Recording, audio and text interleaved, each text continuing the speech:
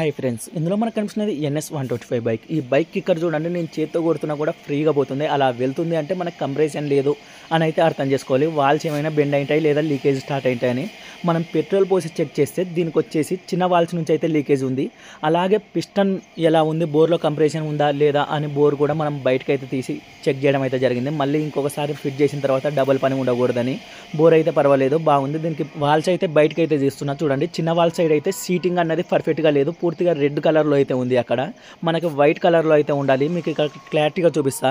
ఇలా రెడ్ కలర్లో ఉంది, ఇలా వైట్ కలర్లో అయితే ఉండాలి. మొత్తం 4 వాల్స్ గైడ్స్ అయితే వేయించడం జరిగింది. ప్యాకింగ్ గిట్స్, వాల్ ఆయిల్స్ అన్ని కంపెనీ అయితే తీసుకొచ్చుకోవడం జరిగింది. అన్ని ఫిట్ చేసిన తర్వాత ఎయిర్ ఫిల్టర్ చెక్ చేస్తే పూర్తిగా ఎయిర్ ఫిల్టర్ అనేది పోయింది. ఇలా ఎయిర్ ఫిల్టర్ ఉందంటే కార్బోరేటర్ త్వరగా ఫెయిల్ అయిపోతుంది. Compulsory air filter oil change అప్పుడు చెక్ చేస్తూ ఉండండి. మొత్తం ఫిట్ చేసిన తర్వాత కిక్కర్ అయితే టైట్ పోతుంది. ఈ ఎయిర్ ఫిల్టర్ ఇలా పోయినా కూడా డ్రైవ్ చేయడం వల్ల దీనికి కార్బోరేటర్ కూడా ప్రాబ్లం అయితే ఉంది. బైక్ అయితే పర్ఫెక్ట్గా స్టార్ట్ అవుతుంది. వీడియో అయితే లైక్ చేయండి ఫ్రెండ్స్.